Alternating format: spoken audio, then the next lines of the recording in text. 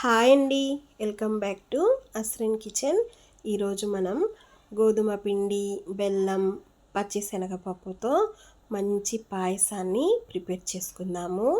ఈ పాయసం అనేది మంచి క్రీమీ టెక్స్చర్తో చాలా రుచిగా ఉంటుంది. ఒకసారి తిన్నారంటే మళ్ళీ మళ్ళీ తినాలనిపించేంత టేస్ట్గా ఉంటుందండి. ఇప్పుడు ఎలా ప్రిపేర్ చేయాలో చూద్దాం రండి. ముందుగా నేను ఇక్కడ ఒక ప్లేట్లో 1 కప్పు వరకు గోధుమ పిండిని వేసుకుంటున్నాను. మీరు మీ క్వాంటిటీని బట్టి వేసుకోండి. గోధుమ పిండిలో ఎటువంటి ఉప్పు కానీ ఆయిల్ కానీ వేయాల్సిన అవసరం లేదు. కొంచెం కొంచెం వాటర్ని పోసుకుంటూ ఈ పిండిని చపాతీ ముద్దలాగా కలుపుకోవాలి. కొంచెం సాఫ్ట్గా కలుపుకోవాలండి. నేను చూపిస్తాను చూడండి. ఇలా సాఫ్ట్గా కలుపుకోవాలి. ఈ పిండి అయితే మనకి నానాల్సిన పని కూడా లేదు. కొంచెం పెద్ద పెద్ద సైజులో బాల్స్ లాగా ప్రిపేర్ చేసుకొని వీటిని పక్కన ఉంచుకుందాము. ఇప్పుడు చపాతీ పీట తీసుకొని చపాతీ పీట మీద కొంచెం కొంచెం పొడిపిండిని చల్లుకుంటూ మనం చపాతీలను అయితే రుద్దుకోవాలి. మనకి చపాతీలు అనేవి మంచి షేప్ రావాల్సిన అవసరం లేదండి. మరి మందంగా కాదు, అలా అని పల్సంగా కాదు. ఇక్కడ చూపిస్తాను చూడండి. ఇలా ప్రిపేర్ చేసుకున్న తర్వాత ఒక చాకు తీసుకొని పొడవుగా రిబ్బన్స్ లాగా కట్ చేసుకోవాలి. మీరైతే మీకు నచ్చిన షేప్లో కట్ చేసుకోండి. నేనైతే స్క్వేర్ షేప్లో కట్ చేస్తున్నాను. ఇలా కట్ చేసుకున్న వాటిని ఎండలో ఆరబెట్టి స్టోర్ కూడా చేసుకోవచ్చు. నేనైతే అప్పటికప్పుడే ప్రిపేర్ చేసేస్తున్నాను. ఇలా నేను చూపించిన విధంగా ఈ సైజులో కట్ చేసుకోవాలి.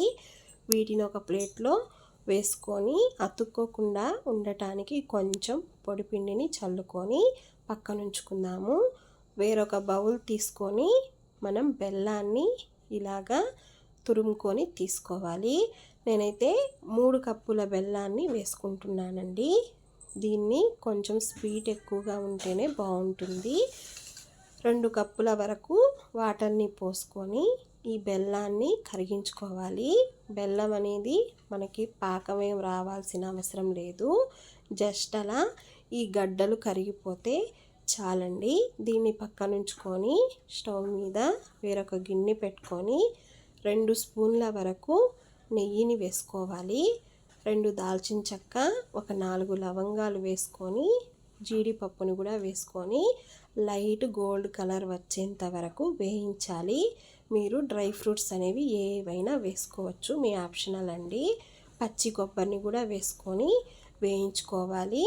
పచ్చి కొబ్బరి అనేది మరీ ఎక్కువగా వేయిస్తే మనకి అంత బాగుండదు. జస్ట్ అలా వేగితే చాలు. వీటిని తీసి పక్కన ఉంచుకొని అదే నెయ్యిలో మనం వాటర్ని పోసుకోవాలి. 5 కప్పుల వరకు వాటర్ని పోసుకోవాలండి. ఎందుకంటే మనం ప్రిపేర్ చేసుకున్న చపాతీలు అనేవి ఉడకాలి కదా, అందుకని ఈ వాటర్ పోసుకున్న తర్వాత మొత్తాన్ని బాగా కలుపుకొని మూత ఉంచి ఈ వాటర్ని మరిగించుకోవాలి. ఈ వాటర్ అనేది మరిగిన తర్వాత మనం ప్రిపేర్ చేసుకున్న ఈ ముక్కల్ని వేసేసుకోవాలి. ఇవి ఒకదాని మీద ఒకటి అతుక్కున్నా ఏం పర్వాలేదండి. వేడి నీళ్ళలో వేయగానే ఇవి విడివిడిగా అయిపోతాయి. ఒక 10 మినిట్స్ పాటు మంచిగా ఉడికించుకోవాలి. నేను చూపిస్తాను చూడండి. ఇలాగా సాఫ్ట్గా ఉడికేంత వరకు ఉడికించుకున్న తర్వాత మనం కరిగించుకున్న బెల్లం వాటర్ని ఇందులో వేసేసుకోవాలి.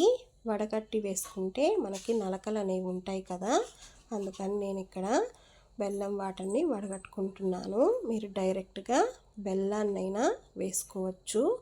ఇంకో 5 మినిట్స్ వరకు ఉడికించుకున్న తర్వాత ఒక 5-6 యాలక్కాయల్ని ఇలా దంచి వేసుకోవాలి. మీ దగ్గర ఇలాచీ పౌడర్ ఉన్న వేసుకోండి. ఇప్పుడు పచ్చెనగపప్పుని నేనైతే ముందుగానే ఉడికించి ఉంచుకున్నాను. నేను చూపిస్తాను చూడండి. మరీ మెత్తగా కాకుండా ఇలా ఉడికించుకున్న పచ్చెనగపప్పుని వేసుకోవాలి. పచ్చెనగపప్పు అయితే కంపల్సరీ వేసుకోవాల్సిందేనండి. ఈ పచ్చెనగపప్పు వేసుకున్న తర్వాత ఒక 2 మినిట్స్ పాటు ఉడికించుకొని మనం ముందుగా వేయించి పెట్టుకున్న డ్రై ఫ్రూట్స్ని వేసేసుకోవాలి. ఒకవేళ ఇది చిక్క పడకుంటే 1 స్పూన్ గోధుమ పిండిని వాటర్లో కలిపి పోసుకున్నా కానీ ఇది చిక్కపడిపోతుంది. నాకైతే కరెక్ట్గా చిక్కపడిపోయిందండి. స్టవ్ ఆఫ్ చేసేసి పూర్తిగా చల్లారిన తర్వాత మనం వేడి చేసుకున్న పాలని పోసుకోవాలి.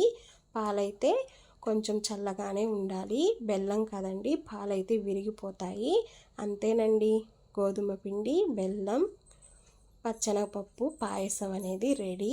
వీడియో నచ్చితే లైక్ చేయండి, ఫ్రెండ్స్ అండ్ ఫ్యామిలీ మెంబర్స్కి షేర్ చేయండి. మరిన్ని వీడియోల కోసం మన ఛానల్ని సబ్స్క్రైబ్ చేయండి. బాయ్ అండి.